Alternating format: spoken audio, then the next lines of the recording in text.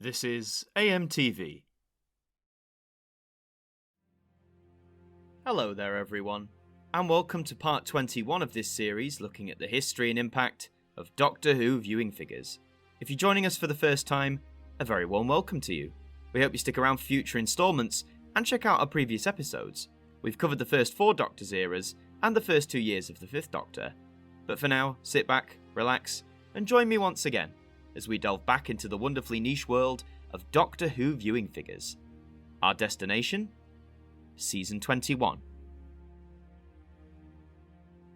The year is 1984, and Doctor Who was hot off the heels of its 20th anniversary. The celebrations on the whole were a resounding success, with massive events at Longleat, conventions occurring across the world, and of course the special episode to truly cement the occasion, The Five Doctors, was seen by nearly 8 million people in the UK, and managed to incorporate a slew of doctors, companions and monsters into its 90-minute runtime. The 20th season, on the other hand, was debatably more of a mixed bag. Stories that weren't particularly thrilling, with viewing figures that were holding firm, but were a far cry from what the 5th Doctor had started with. So for season 21, it was clear that some things had to change in order to try and raise that viewership once again. This would mean more returning monsters, some more abstract stories, and a finale that would see Peter Davison's incarnation of the beloved Time Lord went out with a bang, with a big surprise for viewers at the end. Speaking of Davison, this would be his 3rd and final year as the 5th Doctor, having made the decision to leave in the summer of 1983. Would this last run of adventures result in record-breaking viewing figures for this incarnation? Or on the flip side, would they continue to sink lower than ever before? Let's dive right in and find out. The first story from season 21 is Warriors of the Deep. The Doctor, Tegan and Turlough land on Seabase 4, an underwater military installation. The base is attacked by the Silurians and Sea Devils, who intend to provoke a devastating nuclear conflict that will wipe out humanity. This story is comprised of 4 episodes, which began airing on the 5th of January 1984 and concluded on the 13th of the same month. Here are the individual viewing figures for all 4 episodes, and this certainly isn't a bad start, but I'm longing for the show to crack 8 million again. It feels like it's been forever. 3 of the story's 4 episodes fall within the 7 million range, part 1 proving to be the story's peak, with 7.6 million viewers tuning in to see the start of season 21. Part 4 records the lowest showing, with a loss of 1 million viewers, finishing with 6.6 million. Not the best when your first story falls into that range, but hey, it's early days. Things could change on a dime. When looking at the top 40 TV programmes, the season opener missed out on a place in the chart, although it did come closer than a lot of stories in season 20 ever did. Parts 1 and 2 come the closest, charting at 51st and 52nd respectively, whilst Part 4 falls the furthest away, finishing up at 87th place. So, after coming fresh off the heels of the 5 Doctors, how come Warriors of the Deep wasn't able to bring the programme's viewing figures back up to new heights? Well, for one, Doctor Who continued to be broadcast twice a week, but now shifting from Tuesdays and Wednesdays to Thursdays and Fridays, at the slightly earlier time of 6:40pm. With this new allocation in mind, we must now turn to one of the main factors that we look at this series, competition. Just a quick note, even though Channel 4 was a competitor, I won't be focusing on it much as we go forward. Similar to BBC 2, its viewership was always generally lower than BBC 1 or ITV, and I feel it would be concise to focus on the corporation's oldest rival. With that said, what did ITV have to combat Doctor Who this time around? Well, the bulk of the episodes would primarily go against long-running soap opera Crossroads, which itself was entering its 20th year on the air. The last 5 minutes of a Doctor Who episode at this time would face such programmes as Knight Rider and Emmerdale Farm on Thursdays, but on the Fridays would be a truly fierce competitor. The US hit action show, The A-Team, was proving extremely popular with UK audiences. This show had gone against the 5 Doctors 2 months prior, and was arguably a major factor into the special's lower than expected viewing figures. As a result, viewing figures for Doctor Who episodes on Fridays would be generally lower than those that went out on a Thursday. But if competition was strong, how did the promotional arm of the BBC help the programme? Well, sadly, they weren't getting much help in the leading listings magazine, the Radio Times. By this point, the publication had stopped printing synopses for each story, instead focusing on just providing the cast list. There wasn't much outside press for the show's return either. However, on TV, Doctor Who was far from absent. Coinciding with BBC One's New Year lineup, Warriors of the Deep, as well as other Season 21 stories, were featured heavily in several trailers that were aired constantly during the first few days of 1984. This certainly would have helped drum up interest, but considering the season opener contained the return of not one, but two classic monsters, more promotion could have definitely been warranted. However, no amount of promotion could have assisted this story when it came to the numerous issues that plagued its production. In the early days of shooting, Prime Minister of the day, Margaret Thatcher, called for a general election. Such an event would demand lots of BBC studio time, and as a result, Warriors of the Deep lost 2 weeks of its production schedule. And whilst the team managed to get the season opener finished and ready to air, the rushed elements of the programme are there for all to see. No more so than the dreaded Merca, the secret weapon of the Silurians and Sea Devils. This poor creature looks unfinished. The paint on it is still wet, and the puppeteers inside had no time to practice operating it. What could have been a really menacing addition to the serial just comes off as being one of the most laughable monsters that Doctor Who has ever dared broadcast to its viewers. Warriors of the Deep itself is a good story, but one that sadly doesn't achieve all it can be due to the variety of issues. Focusing on the positives, the main attraction of course is the return of the Silurians and Sea Devils, who hadn't appeared on the show for 14 and 12 years respectively. They sport new designs, which received a mixed reaction from viewers, but to see them team up must have been quite exciting for audiences in 1984, especially those that were old enough to remember them the first time around. The three regulars are also on top form, with Peter and Janet in particular feeling really at home in these characters, with Mark Strickson as Turlough not far behind them. If you look past all of the production issues, a very hokey side monster, and a rushed conclusion, then there is still lots to enjoy about Warriors of the Deep, but it's such a shame that had the studio time not been lost, then we could have been treated to an entirely different adventure. Overall, this story attracted an average of 7.3 million viewers, a 0.4 drop from the previous story. Whilst it's nice to see Season 21 start things off with an average of over 7 million, you can't help but think back to the 9 and 10 million showings that the Fifth Doctor was able to bring in just 2 years earlier. And considering this story came only 6 weeks after the 5 Doctors, it's a shame that all the success and promotional hype from the 20th anniversary didn't fully carry over into this first story. Whether you enjoy seeing the Silurians and Sea Devils return, or get a good giggle out of the Merca, Warriors of the Deep, I would argue, is far from the worst Classic Who has to offer. And to see whether you agree with me or not, you can read the Target book from 1984, or an audio adaptation that was first released in 1995 as a single cassette, before being made available on CD in 2004. Another audio adaptation was released in 2006 as part of a limited edition set, Monsters of Earth, though the individual title is now available to download. To watch it, you have a standalone VHS release from 1995, or as part of a 3 DVD collection from 2008, where it was packaged with Doctor Who and the Silurians and the Sea Devils as part of the Beneath the Surface box set. Despite its glaring flaws, I maintain that Warriors of the Deep has a lot going for it. It's not my favourite story featuring the returning villains, nor one of my favourite Fifth Doctor outings, but it's one of those stories I can comfortably return to every now and then and still get some enjoyment out of. So definitely give it a go for yourself, just watch out you don't come into contact with the Merca. You'll get paint all over you for a start. Doctor! There's nothing we can do! We can't just leave him! Face it, Tegan! He's drowned!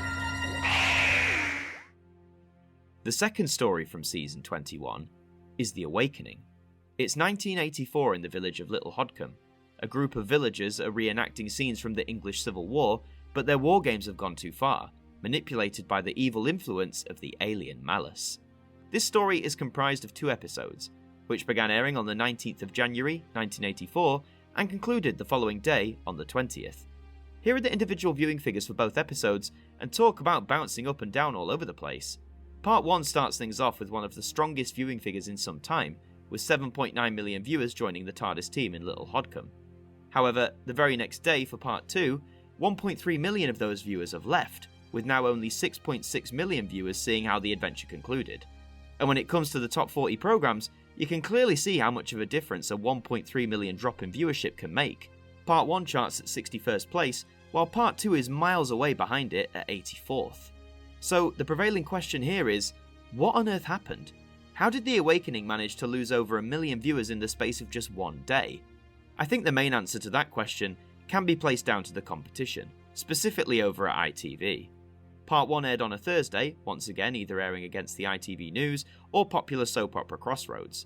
Part 2 went out on a Friday and would face either the News, but more noticeably, against the A-Team. The popularity of the American import was high, and despite more households gradually acquiring VHS recorders, the devices were often rented, as the cost of them and the tapes they used were still fairly expensive in 1984. So those who enjoyed both Doctor Who and the A-Team had to face the age-old question of which programme would they watch. And when looking at the viewing figures, I think it's clear to see where a fair chunk of those viewers made their decision.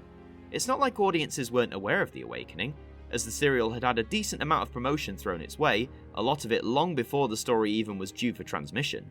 Viewers would have their first glimpse on the 10th of September 1983, as an outtake featuring a horse and cart would be featured in the Golden Egg Awards slot of the Noel Edmonds Late Late Breakfast Show. It's a great gag, and proved so popular it would be seen again in December as part of the programme's final edition that year, and furthermore, the monster featured in The Awakening, the Malus, was seen and promoted within a special Radio Times magazine which was dedicated to celebrating the show's 20th anniversary. The Malus would also be seen and featured as part of the numerous TV trailers that aired to promote Season 21, which hoped to entice audiences in their millions to once again join the Doctor on his travels. The Awakening itself is something of an oddity. It's a 50-minute adventure in 2 parts, and whilst the setting and costume work is great, part of me feels like it tries to achieve too much in such a short amount of time. I think the Malus is a great concept, the idea of it having influence over this village recreating war games is fascinating, but had it been 4 parts instead of 2, I think we could have really had a unique adventure on our hands. But despite this, a lot of people adore The Awakening. Whether it's for the lovely period costumes, or from the performances of the leading cast, it's certainly far from being a dull story, but one that I feel at least could have achieved even more with a bit more time.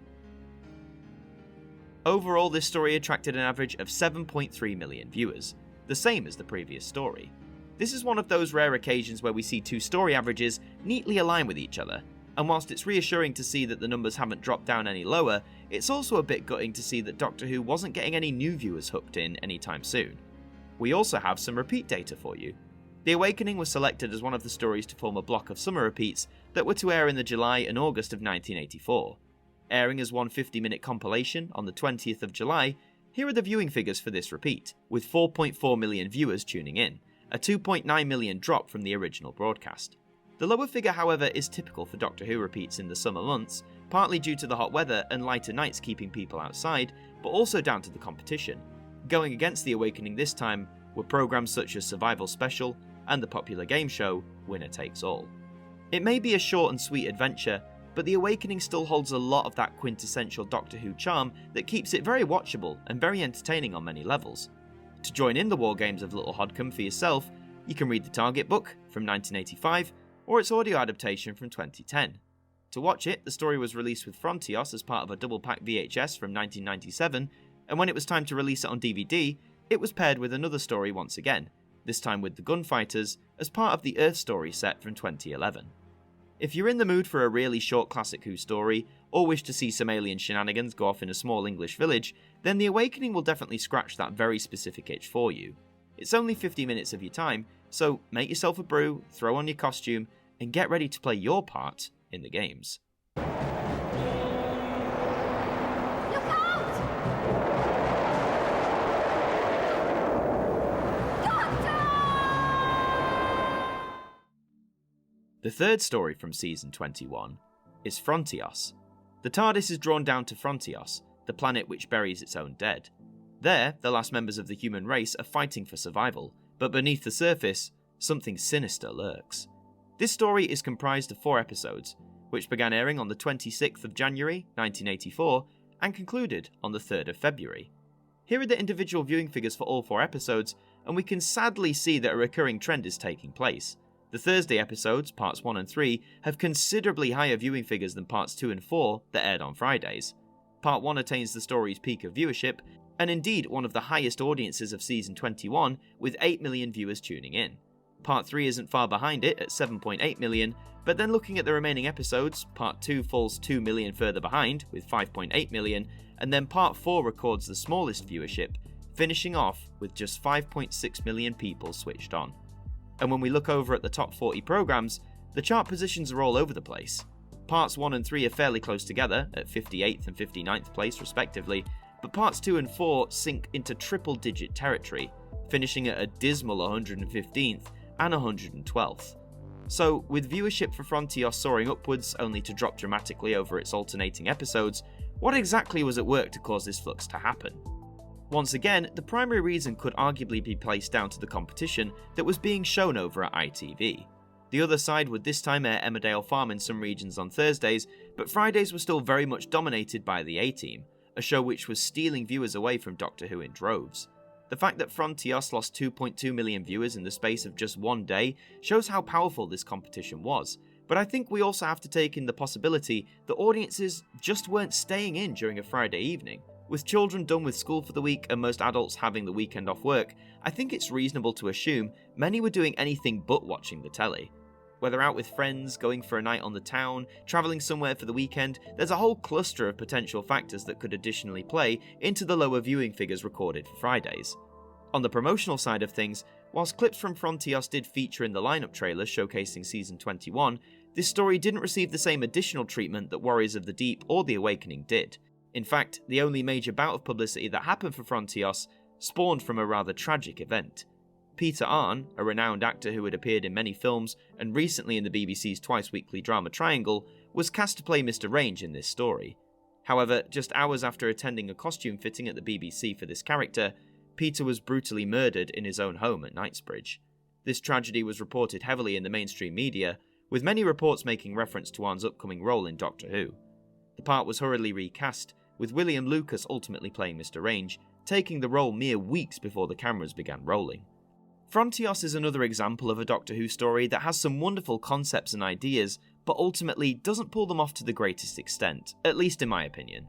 The story was penned by former script editor Christopher H. Bidmead, a writer whose previous works for the programme I have strongly taken to. These include the Fourth Doctor's final story Legopolis, as well as the Fifth Doctor's debut in Castrovalva, and like those stories, there are so many elements of Frontios that I'm really intrigued by, but unlike those previous examples, I feel these elements are let down either by budgetary constraints or even some of the performances from the actors. The Tractators, whilst appearing somewhat comical, are a great villain, and it's so disappointing that they never got another outing on television. Some are just destined to be one-hit wonders, aren't they? Overall, this story attracted an average of 6.8 million viewers, a 0.5 drop from the previous story. To see a decrease this early on in the season is a little worrying, but this result is still somewhat acceptable by 1984 standards, though it remains a far cry from what Doctor Who was achieving a couple of years ago. So whilst not being a disaster and far from the lowest average, it's not one to rest all your faith into. Frontios shines out a little from the other stories of Season 21, even if that's just on a conceptual level, but if you fancy some really good quality sci-fi work, then this will certainly do the job. Just be a little forgiving of some of the set pieces, including the poor old Tractators themselves. So if you're ready to journey to Frontios, you can read the Target book from 1984 or its audio adaptation from 2015. To watch it, there's the double pack VHS release from 1997, where Frontios was paired with The Awakening, or you can also experience the adventure via a standalone DVD release from 2011. It's not Christopher H. Bidmead's crowning achievement, but it's certainly not a firm failure, at least not in my eyes.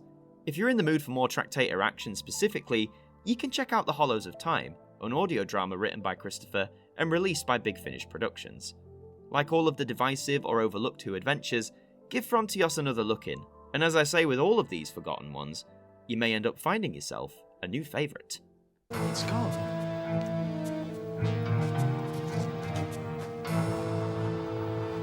The TARDIS has been destroyed. The fourth story from Season 21 is Resurrection of the Daleks. The Daleks launch a plan to free Davros from his prison and restore their place as the supreme beings in the universe. What part does the Doctor play in their strategy, and will he destroy Davros in the process? This story is comprised of two 45-minute episodes, which began airing on the 8th of February 1984 and concluded the following week on the 15th. You may be wondering at the shift in transmission dates, but we'll get to that in just a moment. Here are the individual viewing figures for both episodes, and this is a nice improvement to say the least. There's no dramatic drop this time around, as both parts easily saw over 7 million viewers, with part 2 pulling in 8 million, now tying with the opening instalment of Frontios as the most watched episode of Season 21 thus far. It seems that despite moving intended transmission dates and broadcasting over 2 consecutive weeks as opposed to 2 consecutive days, something there was clearly working. For the top 40 TV programmes, despite the improved performance, both parts failed to gain a place within the chart. Part 2 came the closest, at 53rd place, whilst Part 1 fell 20 positions lower, at 73rd. So with viewing figures holding steady and rising, as opposed to jumping up and down with each episode, What was it about Resurrection of the Daleks that helped it achieve this positive result? Well, first and foremost, let's address the scheduling changes. Due to the BBC's extensive coverage of the 1984 Winter Olympics in Sarajevo, Doctor Who's regular time slots on Thursdays and Fridays were not available. Rather than have a mid-season break of a few weeks, the decision was made to air Resurrection of the Daleks over 2 Wednesdays, taking the initial 4-part story and combining it to make 2 45-minute long episodes, the first time Doctor Who broadcast episodes of this length. Due to the success of the serial, with viewers and in the ratings, it's often cited that this was one of the main factors in how the format of Doctor Who would change the following year for season 22, but more on that when we get there. The double-length episodes went against more regimented competition over on ITV. 45 minutes of Dalek action crossed over with popular soap Crossroads, before facing the game show Name That Tune, before finally overlapping slightly with the other side's oldest and most renowned programme, Coronation Street. Considering all 3 of these opponents were highly rated by audiences, the fact that Resurrection was able to not only hold but increase its viewership over its 2-week run is very impressive. The promotional efforts for this serial certainly helped out too. After a near 5-year absence, the Daleks were finally returning properly to face the Doctor once again. Given that the Pepperpots were still the most iconic and popular Who monster, their presence was almost guaranteed to bring in an increased viewership. In fact, the return of the Metal Monsters was due to have its very own front cover on the Radio Times, the first time a Dalek story would have done so since 1972. However, due to the Winter Olympics coverage, this sadly didn't happen, though almost as a compromise, the publicity photo taken for the front cover was used for the inside back cover of the listings magazine. Furthermore, the back page space was also dedicated to Resurrection of the Daleks. Promotional efforts were also strong on TV. On the day of Part 1's broadcast, a Dalek popped up in the breakfast time studio to help promote the story, and a very brief clip of Part 1 was glimpsed by viewers, as a section of the Season 21 trailers that were circulated in early 1984. Resurrection also got its own dedicated trailer, in which the announcers boasted that this tale was a double-length affair. A factor combined with the return of the Daleks must have drummed up some considerable excitement. Resurrection is such a standout adventure from the Fifth Doctor's era.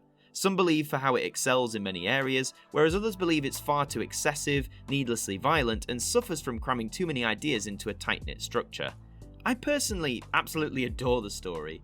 The Daleks once again feel like a bona fide threat, something which was arguably lacking in their last few appearances, and we're also treated to the return of their creator, Davros, this time around played by Terry Malloy. Whilst many love Michael Wish's original portrayal, Terry Malloy for me at least feels like the quintessential classic Davros. Quiet and manipulative when needed, whilst also having the capacity to completely lose it, channeling the maniacal insanity of his creations. There's a lot more you could dissect about Resurrection, but it's definitely one of those classic Who stories that deserves your attention. It's one that you won't forget in a hurry.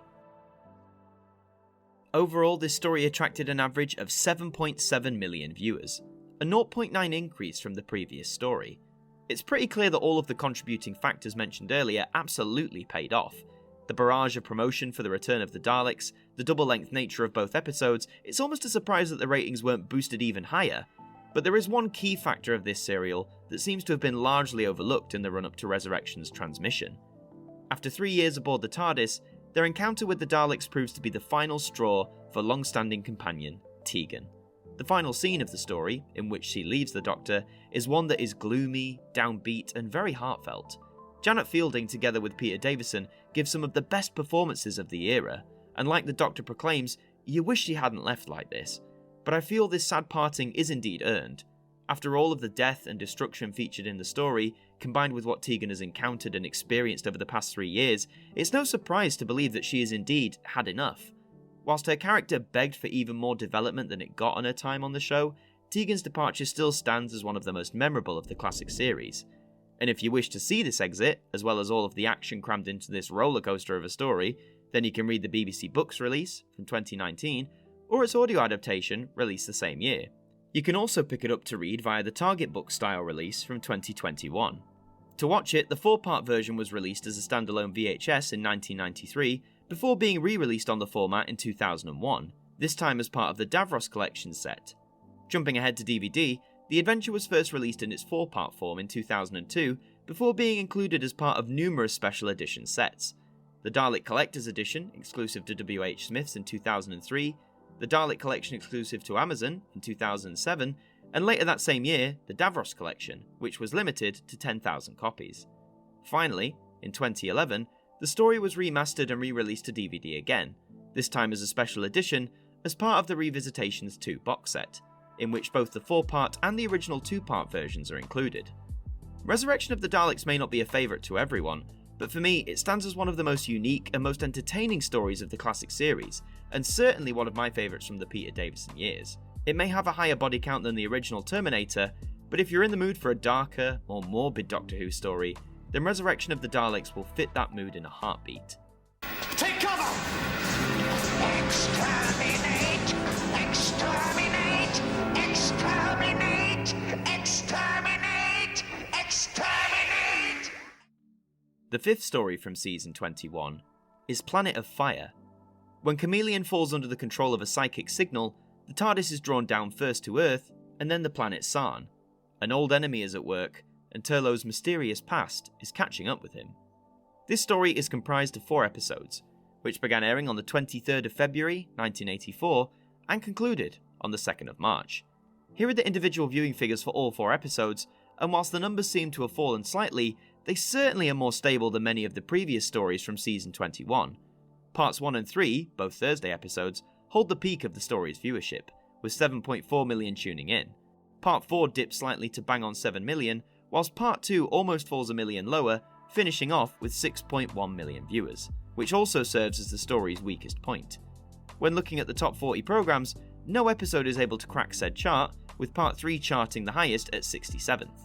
Part 1 a few spots behind at 71st, and Part 4 a few steps further behind at 74th. Part 2, however, completely falls out of the top 100, entering triple digits and charting at 102nd for the week. So after the buzz created from the return of the Daleks, how come Planet of Fire didn't manage to attain the same or even greater success in the ratings? Well, let's start off with competition. As Planet of Fire began, Doctor Who was back on Thursday and Friday nights, the double-length episodes on Wednesdays seemingly being a one-off for now. As such, on Thursdays, the programme was back to facing a lot of the competition it had faced earlier in the season. This included Crossroads, various regional news programmes, and the start of Emmerdale Farm, which was generally networked in every ITV region, bar London, where Thames Television began showing episodes of the US show Knight Rider. Friday nights changed things up a little more. Numerous regions continued to show the A-Team against Doctor Who, though for Part 4, Mr. T and co were swapped out for the game show Give Us a Clue. However, many ITV regions had abandoned the A-Team altogether, instead deciding to show a brand new light-hearted show, The Zodiac Game, which would only end up lasting for 2 seasons. We saw from the numbers earlier that the dip in viewership for Friday nights was nowhere near as drastic compared to the first few stories of Season 21, and I think factors such as the A-Team eventually disappearing from the schedules certainly assisted in that. Promotion, however, had a massive opportunity to step things up for Doctor Who, namely due to the arrival of a brand new companion, Peri Brown, played by Nicola Bryant.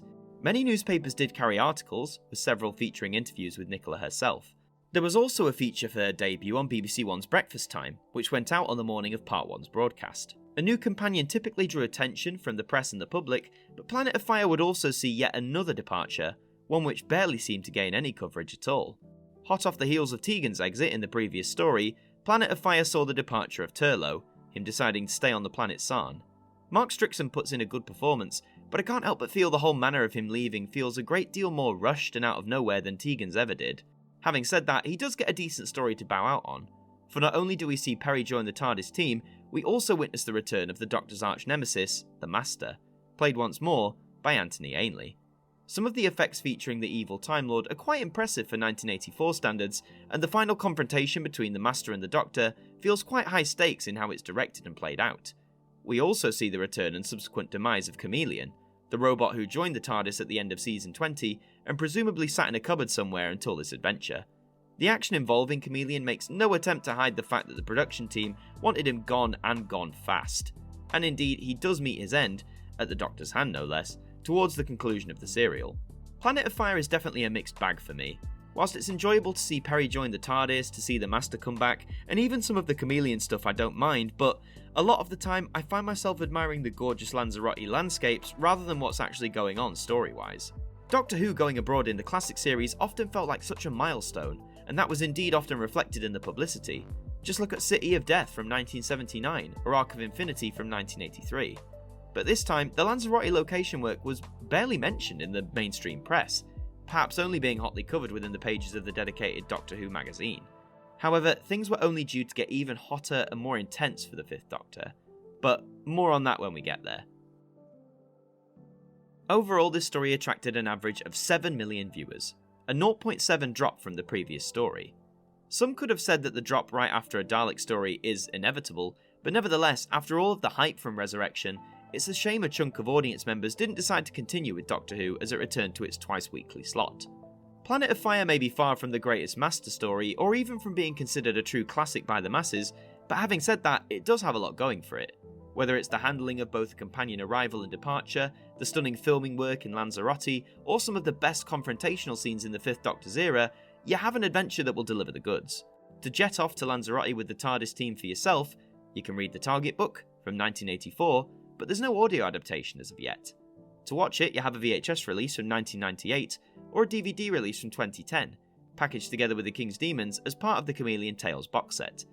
Planet of Fire serves as a curious penultimate adventure for the Fifth Doctor, and whilst it is jam-packed with a lot of strong elements, for me, not all of them are firing off on all cylinders.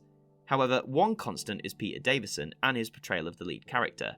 By this point, he truly feels like he knows who this particular incarnation is and what he wishes to do with it, and that will only continue to reach new depths with what would prove to be the Fifth Doctor's final trip in the TARDIS. 3 months, you say? That's right. All right. Why not? Welcome aboard, Peri. The sixth story from Season 21, and the final adventure for the Fifth Doctor, is the Caves of Androzani. Caught in the middle of a war for control of an anti-aging drug on the planet Androzani Minor, the Doctor and Peri battle to stay alive against gunrunners, corrupt politicians, and psychopaths. Time is running out for the Doctor. This story is comprised of 4 episodes, which began airing on the 8th of March 1984 and concluded on the 16th of the same month. Here are the individual viewing figures for all 4 episodes, and we've got a somewhat mixed result for the Fifth Doctor's final adventure. Parts 1 and 2 pulled in 6.9 and 6.6 million viewers respectively, the latter being the least viewed episode of the story's run. However, Parts 3 and 4 do pick things up again, both of them managing to bring in 7.8 million viewers, one of the strongest figures of Season 21. So at least when Peter Davison did bow out, it was with one of the strongest audiences of the year for the programme. For the top 40 charts, Doctor Who doesn't crack the top 40, and the best performers, Parts 3 and 4, both stall at 62nd place. Part 1 isn't too far behind at 66th, and Part 2 falls down the charts the furthest, finishing up at 75th. So, with the stakes being incredibly high for this swan song, why didn't the Caves of Androzani manage to push the viewing figures into some new heights? The competition over at ITV remained fierce during the story's run, but now the mighty pull of the A-Team was nowhere to be found. Thursday night opponents ranged from old stalwarts such as Crossroads, before segueing into the network's newest US import, Knight Rider. Starring David Hasselhoff, this show had ended up gaining quite a popular following all its own, and undoubtedly swayed some of the viewers away to ITV. On Fridays, with the A-Team gone, the Zodiac game continued to take place in many regions. However, those that weren't showing the game show instead opted to show another US import, that being drama series The Fall Guy. It's fascinating that after 2 decades, ITV still felt that some of the best programming to go against Doctor Who was a mixture of either US imports or light entertainment. If it ain't broke, then don't fix it, I suppose. The promotion for Caves of Androzani was prevalent, but not as widespread as the last few regeneration stories arguably were. A TV trailer was aired the day before Part 1's broadcast, and articles popped up in various publications, either highlighting new companion Peri or the imminent departure of Peter Davison and the incoming debut of Colin Baker. Speaking of the new Doctor, he was gearing up for a whole host of promotional appearances himself, some of which came just after the Caves of Androzani concluded, so more on that when we get there. But ultimately, considering the fanfare made for the departures of Doctors like Jon Pertwee and Tom Baker, I'm honestly a little surprised that the coverage for the final story for the Fifth Doctor wasn't emphasised more, especially since Doctor Who was fresh off the promotional and commercial hype and success of its 20th anniversary year. Nevertheless, the Caves of Androzani serves as one of the finest examples not just of a regeneration story, but how to wonderfully pull off a Doctor Who story in general. Former script editor Robert Holmes returns to pen the serial, and despite having not written for the show in 6 years, it not only feels like he's never been away, but it stands as one of his finest pieces of Who material. It's a deliciously dark and morbid tale, one filled with high-stakes drama and some absolutely standout performances from many of the cast.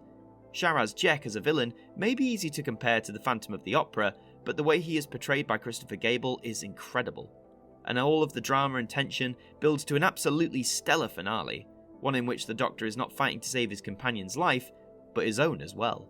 Even after going to the greatest of lengths to do so, the Time Lord in the end must still pay the ultimate price. Overall, this story attracted an average of 7.3 million viewers, a 0.3 increase from the previous story. It's great to see more audience members return for a Doctor Swansong adventure, but considering that this incarnation started his run with audiences of 9 to 10 million viewers, it's a tragedy that he couldn't bow out with the same amount of viewership. We also have some repeat data for you. During Doctor Who's 30th anniversary in 1993, the Caves of Androzani would form part of a repeat season that would air over on BBC Two.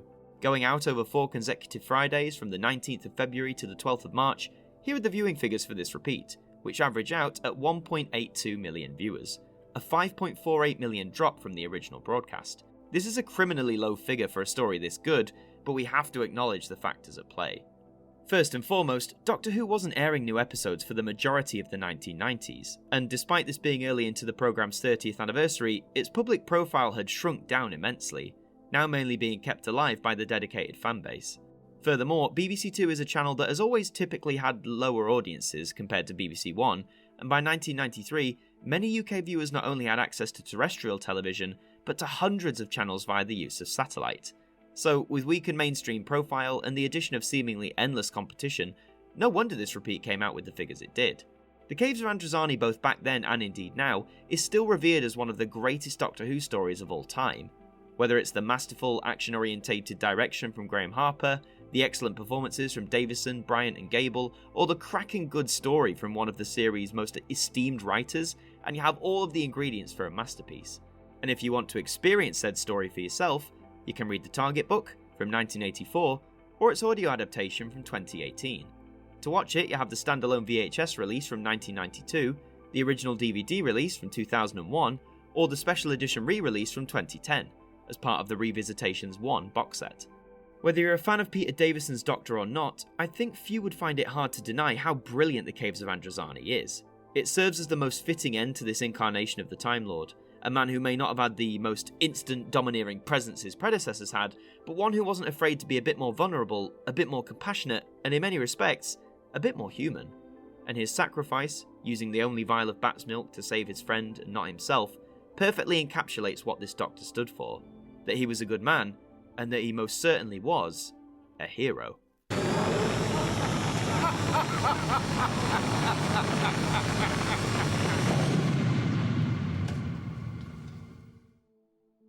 And just like that, Peter Davison's time as the Doctor had come to an end.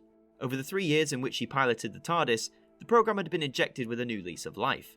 Audiences soared dramatically to 9, sometimes 10 million viewers, and the quality of the stories in that first year are some of the best that Classic Who has to offer. Peter's prior popularity with audiences helped usher Doctor Who into the 1980s with relative ease, and even though that initial boom wore off for his remaining 2 years, the programme retained its following strongly enough to avoid ever coming near the chopping block. It was Peter's Doctor that spearheaded the 20th anniversary celebrations, giving fans the chance to meet the stars, and with the 5 Doctors, deliver an adventure that appealed to everyone in some way, shape or form. His final year offered viewers darker stories, adventures with perhaps even more ambition than what had come before, no more exemplified than with this swan song, The Caves of Androzani. And as Peter Davison became Colin Baker, the former, just like his 4 predecessors, walked away from the TARDIS onto pastures new. Peter remained a very successful actor for much of the 1980s, but he never truly distanced himself away from Doctor Who in the same way that Tom Baker had initially done. He appeared frequently at conventions, charity events, and was more than happy to appear in the pseudo 30th anniversary special, Dimensions in Time. I've already talked about this beast in depth, but we'll come to it in this series eventually. Peter was also one of the first classic Doctors to reprise his incarnation for Big Finish, who began producing audio adventures for the series in 1999 and continue to do so to this day. Perhaps most notably, Peter returned to TV screens as the 5th Doctor for a charity minisode called Time Crash, which aired as part of Children in Need 2007. This escapade saw him team up with 10th Doctor David Tennant, who would eventually become his son-in-law, but more on that when we get there. For the programme's 50th anniversary in 2013, Peter was the director and driving force behind the comedy adventure, The Five-ish Doctors reboot, in which together with Colin Baker and Sylvester McCoy, they delivered half an hour of laughs and wit that would make any Doctor Who fan joyous to no end. I think it's fair to say that in many numerous respects, Peter Davison was, and still very much is, the Doctor, playing the part with the same vigour and enthusiasm just as he had done almost 40 years ago. He remains a firm fan favourite to this day. But we haven't quite finished with Season 21 just yet. Whilst the Caves of Androzani does indeed round off the 5th Doctor's era, it was decided that the 6th Doctor's first story would be tacked on to the end of the season, in order to give viewers a chance to experience the new character before his own run of adventures would begin, which was due to kick off in January of 1985. So, as it's technically part of Season 21, let's wave our goodbyes to Peter Davison and offer a welcoming hand to Colin Baker. The 7th and final story from Season 21, and the first adventure for the 6th Doctor, is the Twin Dilemma. The planet Gioconda has been conquered by the gastropods. Their leader, Mestor, kidnaps genius twins, Romulus and Remus, as part of his plan to spread gastropod eggs throughout the universe. In the TARDIS, the newly regenerated Doctor is adjusting to change. This story is comprised of 4 episodes, which began airing on the 22nd of March 1984 and concluded on the 30th of the same month. Here are the individual viewing figures for all 4 episodes, and whilst the 6th Doctor starts strong from where the 5th left off, we see a worrying drop by story's end. Part 1 indeed is the peak of the story's viewership, with 7.6 million tuning in, before slowly dropping across the next 3 episodes. Part 2 dips slightly to 7.4 million, Part 3 a little further to bang on 7 million, before Part 4 records the biggest drop and the least viewed part of the story, with 6.3 million viewers sitting down to see the 6th Doctor face off against Mestor. When looking over at the top 40 programmes, surprisingly, the most viewed episode does not chart the highest. Part 1 charts at 66th, but Part 3, despite having lower viewership, managed to finish off at 59th.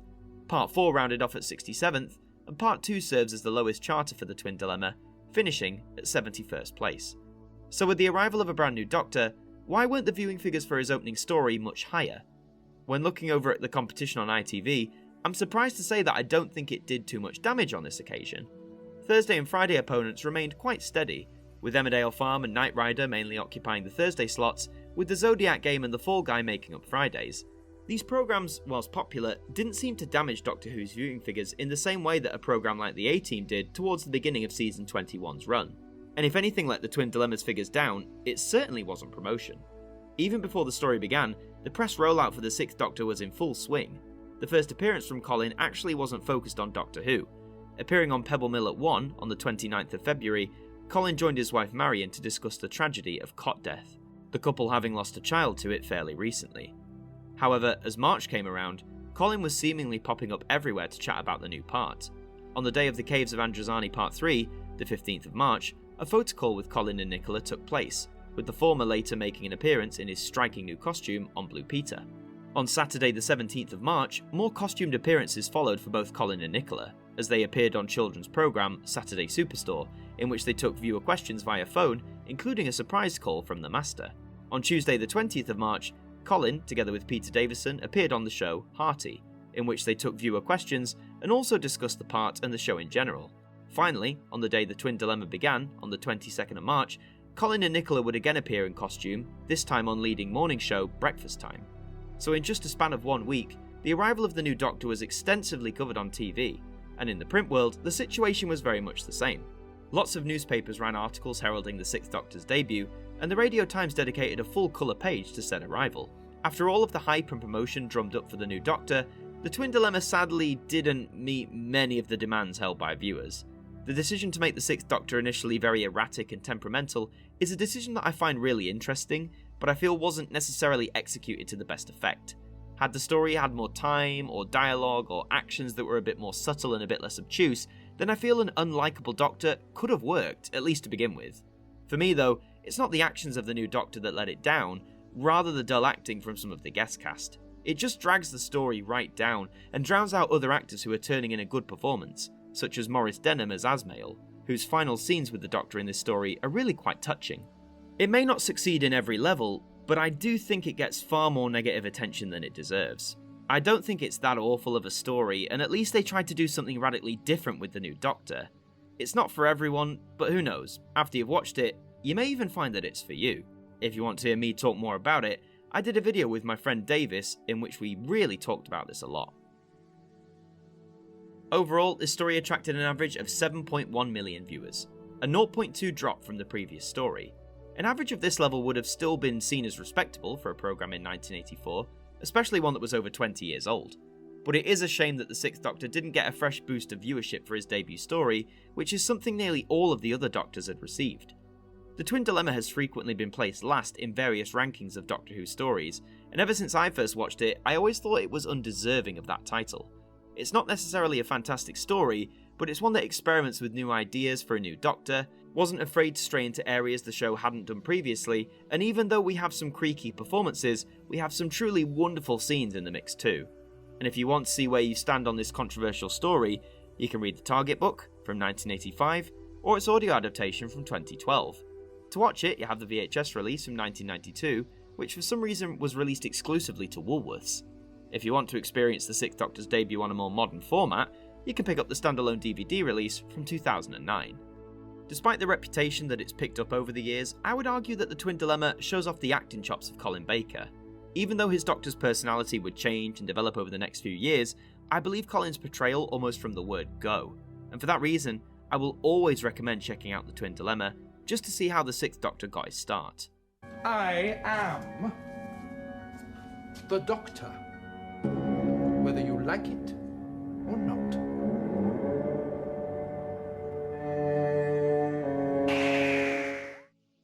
So that's season 21, the 7 stories that comprise it, and the ratings that they garnered. With the transmission of episode 4 of the Twin Dilemma, season 21 was brought to a natural end, concluding a near 3-month run, comprised of 24 episodes across 7 stories. Now, let's have a look at the story averages for this season. Very much like season 20 before it, the averages for season 21 are consistent for the most part. The clear victor is Resurrection of the Daleks, which had an average of 7.7 million viewers tuning in, but as discussed, factors such as the return of the Daleks and the double-length nature of the 2 episodes arguably helped achieve this boost. The least viewed story of season 21 is Frontios, with an average of 6.8 million, which is far from disastrous, but stands out as the sole story from the run to fall under 7 million viewers.